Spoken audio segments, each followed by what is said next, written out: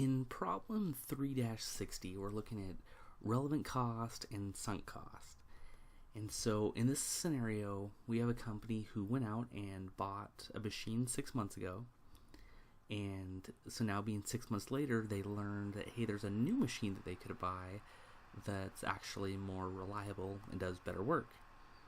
And so now they have to make the decision, hey, do I keep this machine that I bought 6 months ago, or do I turn around and sell it and get a new one? So they've given us the information on both the machines. So they've given us the acquisition cost for both, the remaining life, salvage value now, and salvage value in 4 years. So each one of these machines has 4 years left in them. And so some other relevant information. So we have the annual operating cost of the old machine is $140,000, but if they get this new one, it's going to reduce by $60,000. And so these amounts don't include depreciation, and they don't include rework cost. And so for the rework cost, by having this new machine, our defect rate would actually be reduced from 5% down to 2.5%.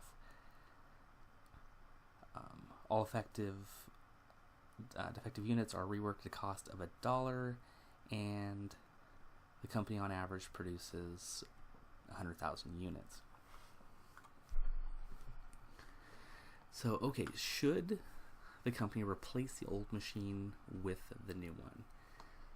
So, the first thing to consider, so we need to evaluate this over a 4-year period, because if we make this decision, it's going to stick with us for 4 years. So we want to differentiate between what is relevant and what is not relevant for the decision-making process. And so the first one is the difference in the salvage values. That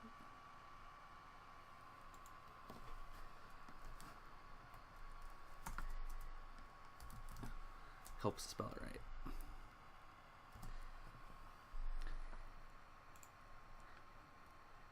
And so at the end of 4 years, if they get the new machine, they're going to get $2,000 more dollars. So that's $6,000 minus the $4,000.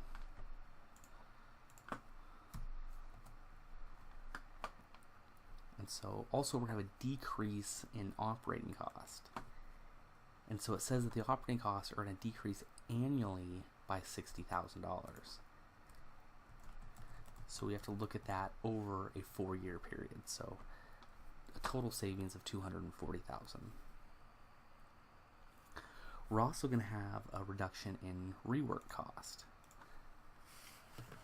And so it says that our rework is going to go from 5% down to 2.5%. So we're going to save 2.5%.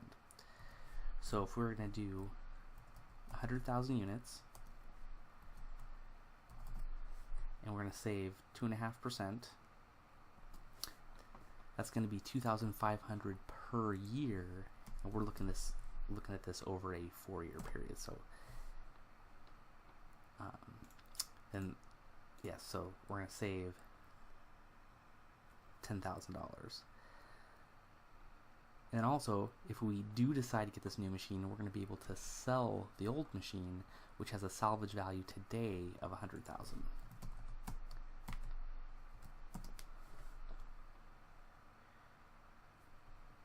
And so those are the cash inflows that we would have come in if we chose the new machine. We're also going to have relevant outflows, which would be the the purchase of the new machine.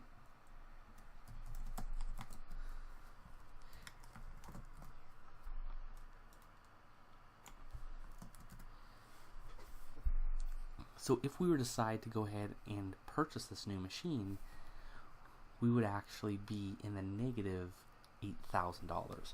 So just purely looking at the numbers, that's probably not a good deal. However, it's never just as simple as looking at the numbers. There's always so much more to consider.